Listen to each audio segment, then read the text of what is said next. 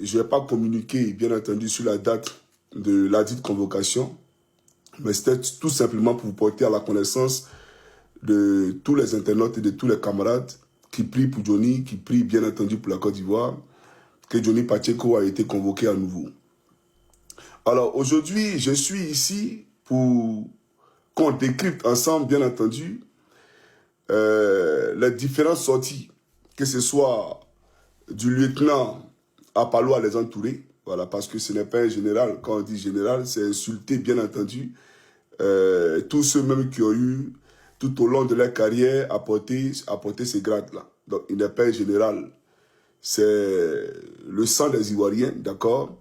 Le sang des élèves gendarmes et la trahison qu'il a eu à orchestrer vis-à-vis de l'État de Côte d'Ivoire pendant la crise de 2010, qui lui a valu ces étoiles que vous voyez là. Donc ce n'est pas un général, appelez le lieutenant. Et celui qui s'est fait appeler Accord de Budapest, voilà, vous le connaissez bien, donc on va parler des deux là. Et je vais m'adresser au peuple de Côte d'Ivoire. Voyez-vous, on ne réagit pas trop ces temps-ci parce que tout ce qu'ils sont en train de faire, c'est de la comédie. C'est de la pure comédie. Voilà, ne soyez pas des gens de peu de foi. Soyez concentrés. D'accord? Parce que le pays, là, il sera libéré. Voilà. Moi, je vous le dis et je vous le confirme. Ce pays-là, il sera libéré. Laissez-les gesticuler. Laissez-les patauger dans la boue, raconter des bêtises. Même voir Ouattara se faire investir d'après lui-même par des chefs traditionnels. Laissez-les faire la comédie. Des chefs traditionnels qui sont des simples mortels. Et on te parle, et toi, tu vas te faire d'après toi investir par les chefs traditionnels. C'est plus Dieu qui établit les hommes. C'est devenu les chefs traditionnels qui établissent, bien entendu, les présidents des républiques. Donc, laissez-les crier. Mais j'aimerais dire au peuple de Côte d'Ivoire de se tenir prêt. Voilà, tenez-vous prêt. Comme je vous l'ai dit, ce monsieur que vous voyez n'est pas le président de la Côte d'Ivoire. Il est en train de courir dans le carton. Et pour lui, son objectif, c'est d'organiser les élections. Parce que pour lui, une fois que l'élection est organisée, il n'y a plus rien derrière. Vous comprenez? Donc ne vous trompez même pas. Nous, on sait dans quoi on est. Et on sait où nous sommes en train de partir. Et aujourd'hui, le temps nous donne raison. Du vrai perturbateur de la Côte d'Ivoire, ce n'est pas le président Gbagbo. Et vous le savez tous, vous le voyez aujourd'hui. Vous comprenez? Parce que hier, on a dit que le président Gbagbo ne voulait pas la paix. Il ne voulait pas la paix, c'est à cause de lui que la rébellion est arrivée, etc., etc. Mais il a fait sa part. Non seulement dès sa prise de fonction, il a organisé un forum de réconciliation pour permettre aux Ivoiriens de se parler les uns les autres sans faux fuyant, sans langue de bois. Il a même permis le retour de Dramane Ouattara, qui avait sur sa tête une épée de Damoclès qui a été levée par Laurent Gbagbo et qui lui a permis de rentrer en Côte d'Ivoire pour venir nous mentir au forum de la réconciliation nationale. Mais peu importe le mensonge ou pas, on lui a donné le droit à la parole. Vous comprenez? Ce même Laurent Gbagbo, quand il a été agressé en 2002, il a fait sa part. Il est allé à Accra, à Kléber, ils sont allés à Makoussi, il est allé à Pretoria, à Lomé, etc. Et il a fait violence sur lui-même pour permettre à l'homme de Sendou, à la tête de notre pays, d'être candidat. Ce n'est pas la loi qui a permis à Ouattara d'être candidat. C'est Laurent Gbagbo, au nom de la paix, qui a permis à Ouattara d'être candidat. Parce que si on veut véritablement regarder la loi, si on veut véritablement regarder le droit, Ouattara ne peut jamais être candidat en Côte d'Ivoire. Donc regardons le sacrifice énorme que le président Gbagbo a fait pour la paix. Pour ne pas que les fusils tirent en Côte d'Ivoire. Pour que les Ivoiriens soient dans la paix. Le président Gbagbo, au nom de la paix, d'accord, s'est sacrifié et a permis à ce que ce perturbateur-là soit candidat. Parce qu'il a compris que c'était le seul gage, la seule porte qui nous restait pour aller à la paix. Et Laurent Gbagbo n'avait pas tort. Parce que vous avez vu que dès la prise de fonction de Ouattara, la Côte d'Ivoire qui était divisée en deux n'est plus divisée. Les rebelles qui revendiquaient un certain nombre de droits d'après eux se sont volatilisés. Et aujourd'hui, force est de constater qu'ils sont promus à des postes de haute responsabilité dans notre pays, la Côte d'Ivoire. Donc, qui était véritablement les parrains? Qui était alors leur mandat? Ça veut dire que Laurent Gbagbo n'avait pas tort. Parce qu'il a vu la main qui était derrière. Il a compris que ces jeunes gens qui avaient pris des fusils là, leur parrain n'était rien d'autre qu'Alassane Draman Ouattara. Et que s'il faisait de celui-là un candidat, il allait avoir la paix définitive en Côte d'Ivoire. Et Laurent Gbagbo l'a fait. Aujourd'hui, Ouattara, dans l'exercice des fonctions de chef d'État, regardez l'ascenseur, regardez son comportement. Il refuse que M. Gbagbo soit candidat. Il refuse que M. Tidiane Thiam soit candidat. Il contre le Moyen-Orient. Voilà des pays qui ont acquis leur indépendance en 1975. C'est-à-dire 15 ans après l'obtention, d'accord, ou l'acquisition de notre indépendance en Côte d'Ivoire. C'est-à-dire qu'on a eu l'indépendance en 1960. D'accord? Mais eux, 15 ans après nous, mais aujourd'hui, tous les Ivoiriens, pour paraître sur les réseaux sociaux, d'accord, pour se donner de la contenance, affluent vers ces pays du Proche-Orient et du Moyen-Orient. Matin, midi, soir, ils sont à Dubaï. Matin, midi, soir, ils sont à Dubaï. Alors que quand la Côte d'Ivoire connaissait son premier miracle ivoirien, Dubaï était un espace désertique. Il n'y avait même pas d'habitation là-bas. Vous comprenez? Mais aujourd'hui, regardez à quel niveau ils sont. Et nous sommes encore à la traîne. Alors qu'on ne peut même pas comparer le sous-sol que Dieu nous a donné à leur sous-sol. On ne peut même pas comparer la richesse que Dieu nous a donnée à leur richesse. Nous avons tout pour notre émancipation. Qu'est-ce que nous n'avons pas, nous? On nous parle de gisement baleine. Ce n'est pas gisement baleine, c'est Alévin baleine. C'est Alévin que vous avez trouvé. Mais si vous dites gisement baleine, c'est on a trouvé du pétrole, mais ça ne reflète pas le vécu des Ivoiriens. Donc c'est l'Alévin que vous avez trouvé dans nos eaux là-bas. Donc j'aimerais dire aux Ivoiriens, voilà comment nous sommes à la traîne. Voilà comment nous sommes en retard. À l'époque, nos parents allaient en France, aux États-Unis, tout frais payé par l'État. D'accord? Pour étudier et pour revenir mettre leur potentiel à la disposition, d'accord, de l'État de Côte d'Ivoire. À l'époque, Houphouët-Boigny a compris que l'éducation était plus que primordiale. Il nous a envoyé des professeurs béninois. Moi-même, j'ai été enseigné par des professeurs béninois. Ils nous ont enseigné de façon à ce que nous aussi, on puisse avoir des professeurs. Aujourd'hui, la Côte d'Ivoire a ses professeurs. Vous comprenez? Mais à l'époque, on allait en France pas pour y rester. On allait en France pour revenir dans notre pays. Et pour se mettre, bien entendu, à la disposition de l'État de Côte d'Ivoire. Aujourd'hui, ce n'est pas le cas. On est haut fonctionnaire de l'État, mais on veut aller au Canada. On est haut fonctionnaire d'État, on veut aller à Paris. On veut aller en Angleterre. Regardez même à Bouna. À Palois-les-Andes Touré, le lieutenant a envoyé des gendarmes pour aller mater les populations là-bas. Vous comprenez? Et arrivé à Bouna, parmi les gendarmes qui sont allés exécuter l'ordre d'Apalo et de Draman, il y a 2 gendarmes qui ont cambriolé un vieux. Ils l'ont dépouillé de son argent. Il avait 100 000 francs sur lui. Ils ont arraché 90 000 francs. Des gens qui sont venus superviser d'après eux, maintenir la paix sociale à Bouna pour, bien entendu, que les élections se fassent bien. Mais ils sont allés dépouiller un vieux. Ça veut dire que même les gendarmes ont fait. Ces gendarmes-là sont des nécessités. Parce que je ne vais pas comprendre qu'un gendarme puisse, bien entendu, s'adonner à de tels gens, aller dépouiller un citoyen et prendre 90 000 francs dans son argent. Mais pourquoi la gendarmerie ne communique pas dessus? Pourquoi il ne dit pas que ces gendarmes l'ont fait? Parce que même ces gendarmes-là, pendant qu'ils sont sur le terrain, si quelqu'un les appelle pour leur dire, on a un visa pour toi, tout de suite, tout frais payé, tu vas en France, il va laisser trahir là, un calage pour fuir, pour aller en France. Vous comprenez? Donc, vous êtes tous dans le même panier comme des crabes. Leur salaire, c'est combien? Une somme dérisoire, banale. Ils appellent quoi maison baillée? Ces maisons précaires là, où ils habitent là. C'est comme ça qu'un homme doit vivre convenablement.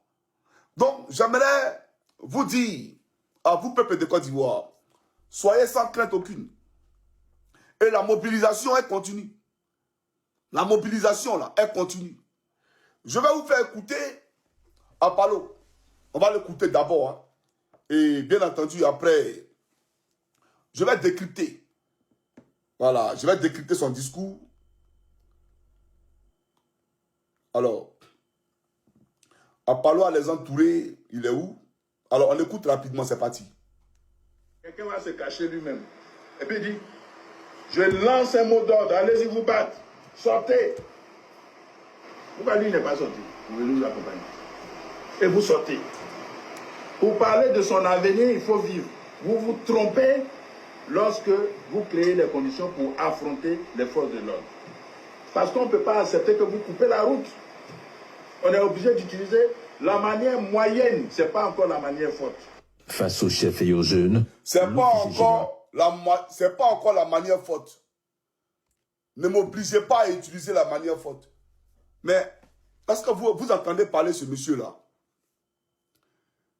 pour avoir un avenir radieux, il faut être en vie. Il a menacé même de rendre un film des gens. Mais personne n'est dans une velléité d'affronter les forces de l'ordre. J'aimerais dire à l'inculte d'Apalo à les entourer, qui ne connaît pas le droit apparemment, que dans la constitution de Côte d'Ivoire, c'est écrit noir sur blanc que l'Ivoirien a droit à la parole et a droit à protester. D'accord? En France, quand les gilets jaunes sortaient, le commandant supérieur de la gendarmerie en France n'est pas allé voir les parents des gilets jaunes pour dire, vos enfants là, je vais les rendre un film. Et je n'ai pas encore utilisé les gros moyens. De quel gros moyens tu parles? Mais utilise-les, puis on va voir. Devant le peuple, un peuple désarmé qui revendique un état de droit et qui revendique le respect de la Constitution, qui est la loi fondamentale, la loi suprême. Toi, tu te lèves pour dire non, non, non, non, non. Je vais vous rendre un film, je vais utiliser le plus gros moyen. Mais la Côte d'Ivoire est en guerre. Ou bien le peuple, c'est lui qui est devenu l'ennemi de la Côte d'Ivoire. C'est le peuple qui attaque la Côte d'Ivoire. Et ils sont armés. Et toi, tu vas sortir les gros moyens. Sors-les ces gros moyens-là. Arrête ta comédie. Tu es devenu politicien. Quand je disais aux gens que tu m'avais donné une chemise du RDA à l'effigie d'Alassane Draman Ouattara, les gens pensaient qu'il m'amusait. Mais j'appelle l'Éternel Jésus-Christ ici en témoin. À Katiola, tu m'as remis une chemise du RDA à l'effigie d'Alassane Draman Ouattara. Et toi-même, tu as porté une chemise du RDA où il y avait le visage d'Alassane Draman Ouattara. Un commandant supérieur de la gendarmerie. C'est grave. Ça n'a jamais existé depuis l'histoire de la création de cette institution-là. Jamais de la vie. Mais j'aimerais te dire, les Ivoiriens qui sortent là, on t'a dit que c'est les mineurs. Ils t'ont dit qu'ils sont mineurs. Ah, d'accord, je comprends. Comme en Côte d'Ivoire, à 42 ans, on est encore chez papa et maman. À 52 ans, on est encore chez papa et maman. À 60 ans, on est encore chez papa et maman. Donc toi, tu penses que tout le monde est mineur. C'est-à-dire, à 42 ans, on est mineur. Donc on peut aller parler à nos parents et ils vont nous parler en retour. Mais il faut te réveiller. Parce qu'à l'âge de 18 ans, on est majeur. Dès l'âge de 18 ans, on est responsable à part entière. Sinon, ce que vous arrêtez arbitrairement. Pourquoi vous ne partez pas d'abord voir les parents pour dire, on a arrêté vos enfants, parlez à vos enfants, sinon on va ouvrir la maca pour les mettre là-bas.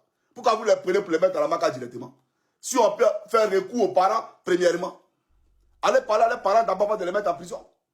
Donc arrête ta comédie. Il faut arrêter la comédie. Tu vas parler à nos parents et ils vont faire quoi? C'est eux qui nous envoient dans la rue. Ou bien nous, on n'est pas là à l'école. On ne sait pas ce qui est conscient pour nous. On ne sait pas ce qui est bon pour nous. Nous, on est inculte, on est illettrés. On ne connaît pas la loi. On ne connaît pas la constitution de notre pays. On ne sait pas pourquoi on proteste. Nous, à 42 ans, on vit chez papa et maman là. Nous, on ne sait pas pourquoi on est chez papa et maman. Mais c'est parce que le système va mal qu'on est chez papa et maman à 42 ans. Donc, on est conscient de cela. Et c'est parce que, justement, on veut sortir de quoi? De la tutelle, d'accord, de papa et maman à cet âge-là. Voilà pourquoi on sort. On sort parce qu'on est malade. Papa qui est à la retraite est obligé d'aller s'endetter pour pouvoir nous soigner. Voilà pourquoi on sort. On sort parce qu'il n'y a plus d'espoir pour nous. D'accord? Tout a été caporalisé. Le système nous a oubliés. On est captif du système. Voilà pourquoi on sort. Et tu vas parler à nos parents. Qu'est-ce que nos parents vont changer? Ils vont nous parler de quoi? On n'a plus que 18 ans. On a 18 ans révolus. Donc arrête ta comédie là. Arrête d'aller m'aider papa les gens. Tu vas t'asseoir devant un parent des gens, tu racontes quoi? Tu l'as fait en 2020. En 2020, tu as fait le même scénario. Tu es passé à Daoukro. Tu es allé à Yamsokro. Tu es allé à Dabou. Ah, donc c'est pour ça que Ouattara t'a nommé là. C'est pour ça là. Aller parler de bouche en bouche. Aller de village en village. Faire asseoir parents des gens pour les menacer. C'est pour ça qu'on t'a mis commandant supérieur de la gendarmerie. Mais, en parlant des entourés, parce que tu es amnésique, en 2010, quand Alassane Draman Ouattara et sa clique agressé la Côte d'Ivoire, est-ce que Kassaraté passait de village en village pour aller parler aux troupes de Ouattara, à leurs parents? Est-ce que Kassaraté est toi-même allé te parler à toi, à Palou? Est-ce qu'il allait te parler? Quand les rebelles de Ouattara attaquaient Gbagbo Lora, là, Kassaraté est passé de maison en maison. Mais parce qu'il sait que les responsabilités là sont individuelles. Les responsabilités sont individuelles. Celui qui a pris son truc contre la République de Côte d'Ivoire, c'est à lui qu'on a affaire, pas à ses parents. Personne n'avait affaire aux parents des gens. Toi-même, là, tes parents, là, tu penses qu'ils allaient partir naturellement. Laurent Gbagbo, mais c'est lui que parce que tu as fait la rébellion en 2002, il allait s'en prendre à tes parents. En 2002, quand tu étais à Boaké, parce que c'est ça au fait que les Ivoiriens ne savent pas. Tu étais un rebelle. Tu as été à Boaké pendant 2 ans. Quand la Côte d'Ivoire était divisée en 2. Quand le pays a été attaqué en 2002, tu étais à Boaké pendant 2 ans.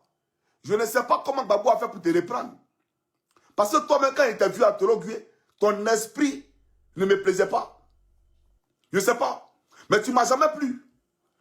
À Torogué, quand tu te regardais, quand il t'a piton sur lui à la maison, et le pauvre Toba Noé, tu t'as le fiolet, et il meurt. Et après, je ne sais pas, Laurent Gbagbo. Au fait, voilà pourquoi j'ai dit, Laurent Gbagbo n'a pas voulu gérer la Côte d'Ivoire et sa tribu. Il a compris qu'on était une nation, qu'on était un seul peuple. Il n'était pas question de Sénoufo, de Bété, de Maoka, etc. Le président Gbagbo savait que nous étions un seul peuple. Voilà pourquoi, après la mort de Toba Noé, qui était ébrié, parce qu'il n'était pas Bété Toba Noé, mais il était à la tête de l'école de gendarmerie de Tologui. Laurent Gbagbo a permis cela.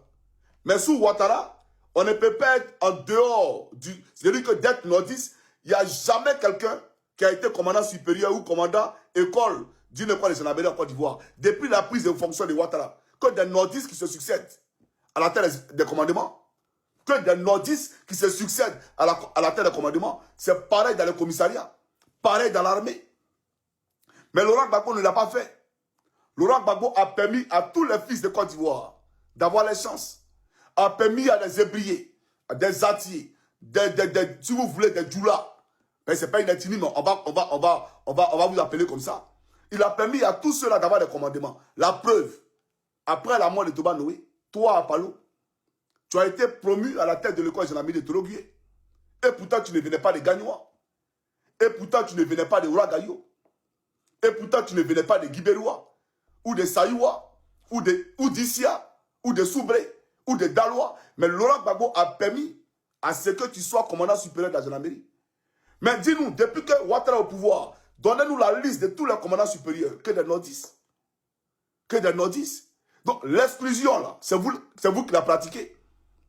D'accord? Celui qui a pensé à la Côte d'Ivoire cosmopolite, la Côte d'Ivoire plurielle, la Côte d'Ivoire unie, là, s'appelle Laurent Gbagbo. Et ça, tu peux le lui concéder. Mais malgré que Laurent Gbagbo a eu confiance en toi, qui t'a donné ta chance et ta place, tu as fait quoi? Tu l'as poignardé dans le dos en livrant le corps de gendarmerie à la rébellion. Tu comprends ou pas? Mais nos parents à qui tu parles dans les villages là, regarde même où nos parents habitent, regarde les maisons. Tu n'as pas honte? Toi, tu peux dormir dans une maison comme ça là. Il fait chaud, tout est vétuste. Nos parents vivent dans des conditions précaires. Et tu n'as pas honte de venir aligner ta cortège de 100 millions de francs, c'est pas une seule voiture. Et toi seul, toi, tu es commandant supérieur qui a cortège. Et tu vas insulter la misère, la pauvreté de nos parents. C'est tout ça normal? Si vraiment tu avais un cœur, tu allais penser premièrement à leurs conditions de vie, avant de parler de leurs enfants. Tu allais te demander pourquoi ils vivent comme ça. Voilà un homme normal. Un homme qui a un cœur. Voilà sur quoi tu devais réfléchir d'abord. Mais tu viens, tu les menaces. 15 ans après avoir pris le pouvoir. Regarde les conditions de vie. Regarde ces jeunes gens. Des jeunes gens qui sont là à errer dans la rue comme des chiens. On dirait qu'ils n'ont pas de lendemain. Qui n'ont pas de parents. Tu trouves ça normal? Que les Ivoiriens se pavanent dans les rues parce qu'il n'y a pas de travail. Il n'y a rien à faire pour eux. Leur avenir a été compromis. Voilà le vrai débat. Mais tu vas t'asseoir là-bas, tu racontes quoi à qui? Est-ce qu'à nos parents, tu as expliqué que tu es rebelle? Il faut leur expliquer ça. Comment tu as vendu le coin de gendarmerie de Tologu? Explique ça aux parents et puis on se comprend. Tu as compris? Mais tu es surexcité quand il s'agit d'Alassane Draman Ouattara. Tu es surexcité. Même quand je défendais ici M. Diaby Lassiné, tu m'as appelé au téléphone pour me dire de penser à ma poche, de penser à moi, de laisser M. Diaby et ses problèmes. Tu vois, j'ai compris que tu es un faux et qu'il n'y a que l'argent qui t'intéresse. L'argent qui t'intéresse. À l'époque, j'ai vu une injustice. Je l'ai dénoncé. Et j'ai dit que j'ai quitté ce navire de corrompu, de RDR. C'est vous qui avez envoyé Soro Jean-Baptiste pour venir me demander pardon. Mais moi, je n'y étais pas avec le cœur parce que je vous connaissais. Si on est capable de livrer M. Diaby à l'avenue populaire, l'insulter copieusement, je comprends que là-bas, là, chacun cherche sa vie. Chacun cherche son gagne-pain. Ce n'est pas la nation que tout le monde regarde. Tu comprends ou pas? Donc, tu es un hypocrite. C'est ça la réalité. Mais je vais te faire écouter ici une vidéo. Et on va, bien entendu, je vais poursuivre mon allocution. Voilà. Alors, chers Ivoiriens et chers Africains, je vais ici vous présenter, avant de vous présenter la vidéo, on va écouter ce dernier-là encore. Suivez. Et pour la loi. C'est lui qui est là. Hein. Cette devise-là qui nous conseille tous les jours que nous ne nous appartenons pas à nous-mêmes, même pas à notre famille, dès que nous portons la tenue de la gendarmerie nationale. Si nous oublions ce que nous sommes, nous allons tous les jours dévier. Les tentations sont moultes, nombreuses, à n'en point finir. Tentation de corruption, tentation de violence, tentation d'abus, ainsi de suite. Mais nous devons nous rappeler que nous, en tant que corps d'élite, nous avons l'obligation de maintenir cette étiquette qui nous a été flanquée, qui a été flanquée à nos anciens. Et nous devons l'entretenir, voire l'améliorer. Mais ce n'est pas en posant des actes de nature à créer. Voilà.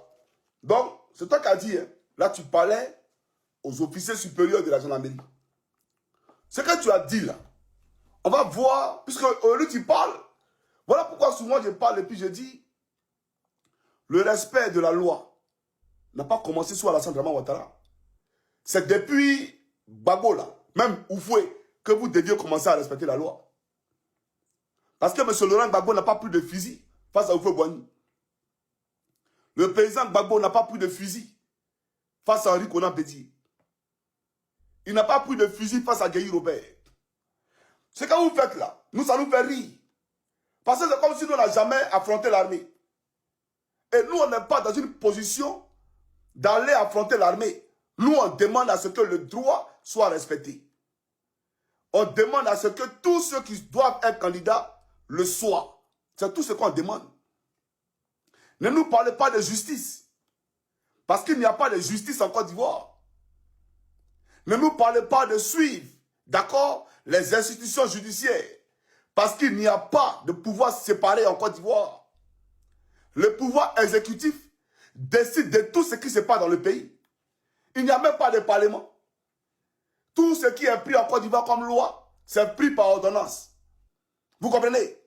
Quelqu'un qui nomme des sénateurs, là où d'autres sont votés. Il n'y a pas de loi, c'est un désordre. C'est un désordre. La Côte d'Ivoire a été calquée et taillée sur mesure, dramanienne. Et ça, on est conscient de cela.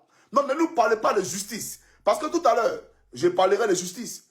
Et j'aimerais dire par ricochet que j'ai un message de la part de l'Éternel via le prophète Elipada à Simon Yves Gbagbo. Donc, je ferai une vidéo spéciale aujourd'hui même pour lui porter son message. Mais, chers amis, on va écouter ici, d'accord, quelqu'un, voilà, et on va faire une lecture comparative entre ce qu'il dit et ce qu'Apollo Alexandre Touré, le lieutenant, a dit. Voilà.